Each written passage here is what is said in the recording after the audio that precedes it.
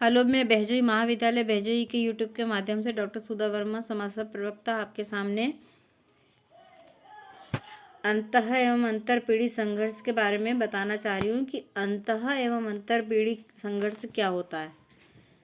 अंतर पीढ़ी जिसे डॉक्टर रामचंद्र उपाध्याय बोलते हैं कि हिंदुस्तान की परंपराएं और जीवन के नज़रियों को देखकर यह भविष्यवाणी बड़ी आसानी से की जा सकती है कि इस देश में यदि क्रांति संभव है तो वह है युवा क्रांति। पुराना जमाना अब नहीं रहा जबकि युवा वर्ग आंख मूंदकर अपने बड़े बूढ़ों का अनुसरण या अनुकरण करता था। शिक्षा का विस्तार, यातायात और संचार के साधनों में क्रांतिकारी प्रगति और परिवर्तन, परंपरागत मूल्यों में तेजी से उसका ह्रास हो रहा है। युवा संगठन आदि अनेक कारणों से अब युवा वर्ग अब केवल अपने अधिकारों के संबंध में ही नहीं अपितु अपने चारों ओर की परिस्थितियों, विशेषकर शिक्षा संबंधी, आर्थिक तथा राजनीतिक परिस्थितियों के बारे की समस्याओं में भी वह उत्तरोत्तर सचेत होता जा रहा है। यही कारण है कि आज युवा वर्ग पीढ़ी समाज व्यवस्था के बीच एक बड़ा भारी अंतर आ गया है और यह अंतर दिन प्रतिदिन बहुत तेजी के साथ बढ़ता जा रहा है। समाज के अनुभवी अधिक आयु वर्ग के लोग इस वर्ग को क्रांतिकारी ऊर्जावान समझते हैं, लेकिन काफ़ी लोग इस वर्ग को विवेकहीन और अपरिपक्व भी समझते हैं। क्या कहते हैं? ये कहते हैं ना कि जैसे चावल चावल कच्चा होता है तो क्या कहते हैं, चावल कच्चा रहेगा तो आवाज़ ज़्यादा करता है ना, बहुत तेज़ आवाज़ में जल्दी चूड़ता है, मतलब जल्दी होता है, पकता है वो। और जब वो पक जाता तो बिल्कुल आवाज़ नहीं करता, बिल्कुल गंभीरता आ जाती है। ऐसे ही युवा वर्ग है कि कुछ भी काम हो जाए, कुछ भी वैसे ही कुछ भी वो हो, वातावरण हो, उसमें वो इतना उत्तेजित हो जाता है कि अपने आप को वो बोल नहीं पाता है, एकदम विवेकहीन हो जाता है, अपरिपक्व है वो, यानी कच्चा है वो।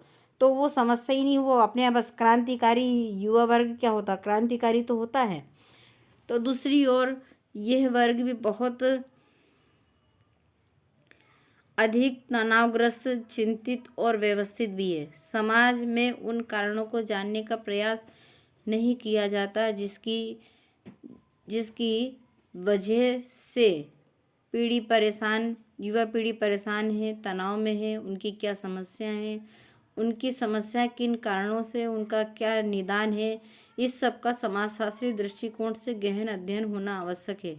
इससे पहले हमें यह जानना जरूरी है कि युवा वर्ग किसे कहते हैं, किस आयु वर्ग के सदस्य इस श्रेणी में आते हैं, इस आयु वर्ग के लोगों के क्या लक्षण हैं, मनोवैज्ञानिक दृष्टिकोण से उनकी क्या आकांक्षाएं, रुचियां, उपेक्षाएं होती हैं, घर, परिवार, समाज आदि से उनका कहाँ टकराव होता है, कहाँ सामंजस्य होता, आदि आदि हम पहले समझेंगे। युवा वर्ग क्या होता है, युवा होते क्या है। जैसे है युवा का अर्थ, आप युवा का अर्थ लगा सकते हैं, इनकी उम्र क्या होती है, 17 वर्ष की अवस्था से उत्तर किशोर अवस्था की शुरुआत मनोवैज्ञानिक मानते हैं और यह अवस्था 19 वर्ष तक मानी जाती है। इसके बाद प्रौढ़ अवस्था की शुरुआत हो जाती है। भारतीय मनुष्यों ने भी आश्रम व्यवस्था में ब्रह्मचर्य आश्रम को प्रथम आश्रम माना था। क्या कहा था, भारतीय विद्वान जो थे उन्होंने आश्रम व्यवस्था में 4 व्यवस्था को बांटा था, ब्रह्मचर्य आश्रम, गृहस्थ आश्रम, वानप्रस्थ आश्रम और संन्यास आश्रम। तो इसमें पहला जो आश्रम व्यवस्था थी वो ब्रह्मचर्य आश्रम, उनकी आयु क्या थी, 25 वर्ष, उसकी आयु 25 वर्ष मानी थी। इसके बाद गृहस्थ आश्रम शुरू हो जाता था। इस दृष्टि से युवा अवस्था का समय 17 वर्ष से 25 वर्ष तक माना जा सकता है। इस अवस्था के लड़कों को युवक या जवान पुरुष या लड़कियों को युवती या जवान महिला कहा जाता है। चूँकि युवा पूर्ण परिपक्वता को प्राप्त नहीं होते, इस कारण उन्हें प्रौढ़ों से अलग श्रेणी में रखने के उद्देश्य से जवान कहकर इंगित किया जाता है। युवाओं के क्या लक्षण हैं, इस पर हम विचार करेंगे। ज्यों-ज्यों किशोर अवस्था से युवा अवस्था की ओर वृद्धि होती जाती है, उनमें अधिक से अधिक स्थिरता आती जाती है। कपड़े, मनोरंजन, आजीविका व रुचियाँ आदि में अधिक स्थिरता आ जाती है। समलिंगी व विषमलिंगी के साथ अधिक मजबूत हो जाते हैं। किशोर अवस्था को तनाव और संघर्ष का काल कहा जाता है। यद्यपि उनकी अभिवृत्तियों में अस्थिरता होती है, फिर भी उनमें समायोजन की क्षमता अधिक रहती है। घर, माता पिता, समाज, सभी साथी समूह, कॉलेज आदि सभी में वह किशोर की तुलना में अति संवेदनशील नहीं रह जाते हैं। जिस पर्यावरण में वे पले बड़े होते हैं, वे माता पिता उनके व्यवहार में आए अंतर को स्पष्ट समझ जाते हैं। वे किशोर नहीं रह गया है, उनका सामयिक स्थिरता आ गई है। अब पीढ़ियों का अंतर हम देखते हैं।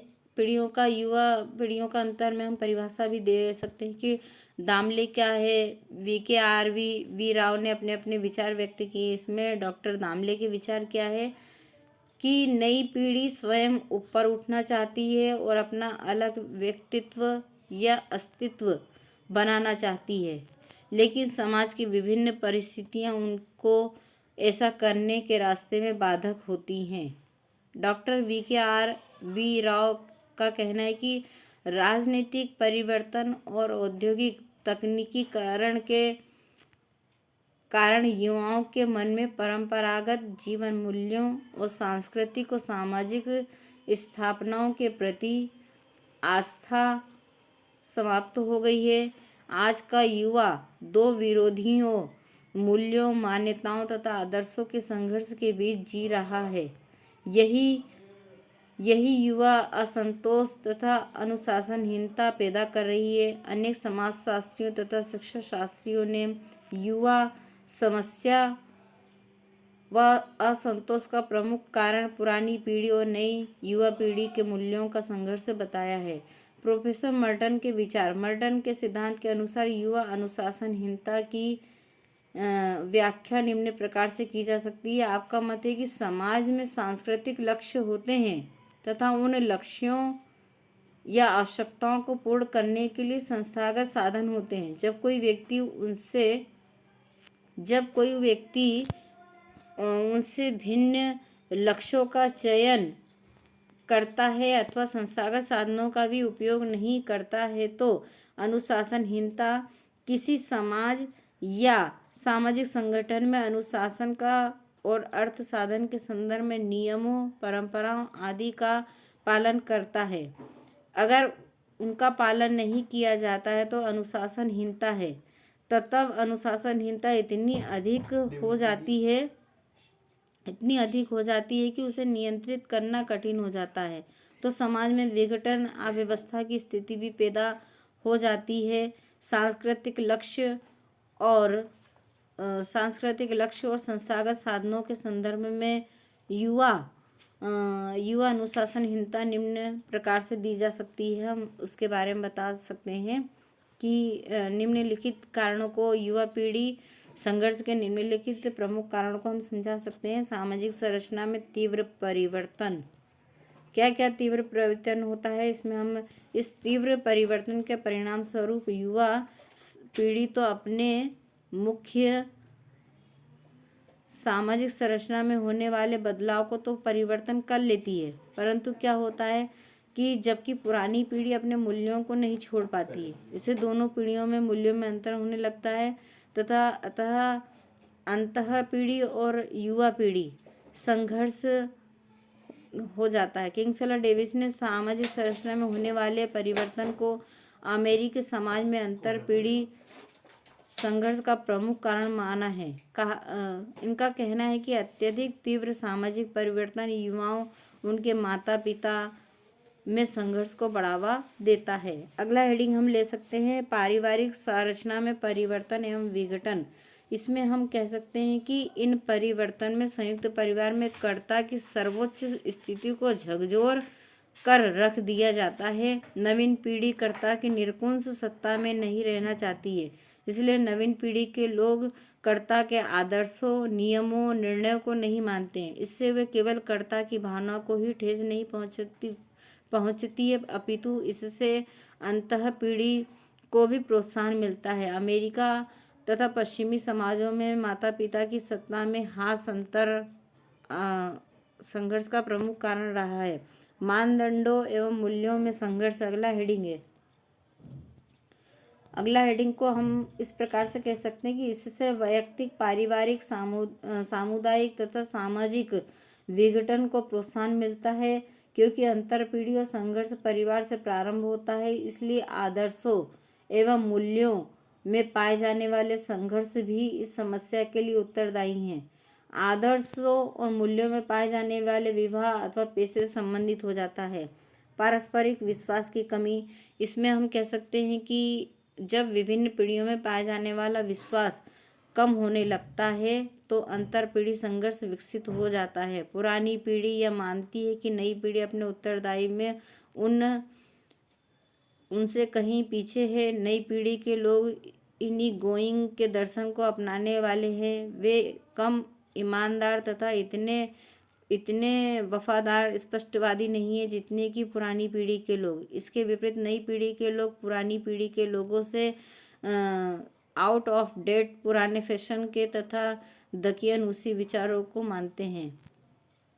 अब हम दोषपूर्ण अगला हेडिंग लेते हैं, दोषपूर्ण सामाजिकरण। इसमें क्या है, दोषपूर्ण सामाजिकरण को भी अंतर पीढ़ी संघर्ष का एक कारण मानती है। कई बार माता पिता नौकरी के कारण अथवा अन्य किसी कारणवश अपने बच्चों का सामाजिकरण नहीं कर पाती है। वे अपने बच्चों के कार्यों पर उस प्रकार का नियंत्रण नहीं रख पाती है जिस प्रकार का वो नियंत्रण उन्हें उचित मार्गदर्शन अनिवार्य होना चाहिए।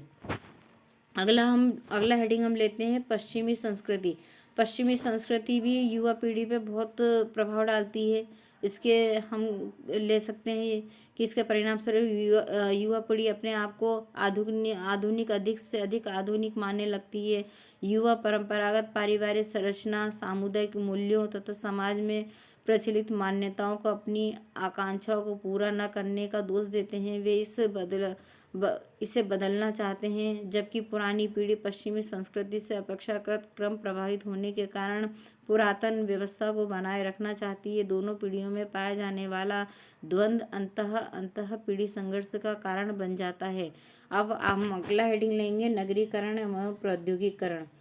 नगरीकरण प्रौद्योगिकीकरण में औद्योगिकरण में हम ले सकते हैं कि नगरीकरण औद्योगिकरण में ऐसी जुड़वां प्रक्रियाएं हैं जो किसी भी समाज में बहुआयामी परिवर्तनों के लिए उत्तरदायी है। इनसे पारिवारिक, सामुदायिक तथा सामाजिक संरचना इतनी अधिक प्रभावित होती है कि परंपरागत मूल्यों को बनाए रखना कठिन हो जाता है।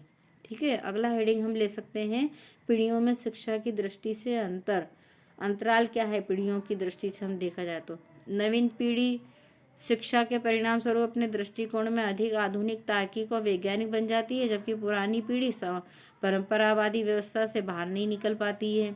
यह बात पुरानी पीढ़ी के लोग मानने को तैयार नहीं होते। वे सोचते हैं कि जितना अनुभव उनके पास है उतनी शिक्षा नई पीढ़ी को नहीं मिल पाती है। इस प्रकार दोनों पीढ़ियों में सदस्यों के दृष्टिकोण में पाया जाने वाला परस्पर विरोध अंतर पीढ़ी को संघर्ष को जन्म देता है। अगला हेडिंग लेते हैं हम, पुरानी पीढ़ी का नई पीढ़ी का दोषारोपण। क्या क्या दोषारोपण है इन दोनों में। प्रत्येक पुरानी पीढ़ी को बिगड़ी हुई पीढ़ी मानकर उस पर अनेक प्रकार का दोषारोपण करती है, और जो कहते हैं उन्हीं के शब्दों में, चीन में संभवतः दुनिया की सबसे अच्छी किताब है जो 6500 वर्ष पुरानी है। उस किताब की भूमिका में लिखा हुआ है कि आज के लोग बिल्कुल बिगड़ गए हैं, पहले के लोग बहुत अच्छे थे। मैं बहुत हैरान हुआ, आज तक जमीन पर एक भी किताब नहीं है, ऐसी किताब नहीं है जिसमें यह लिखा हो आजकल के लोग अच्छे हैं, परंतु यह केवल मिथ्या तथ्य है।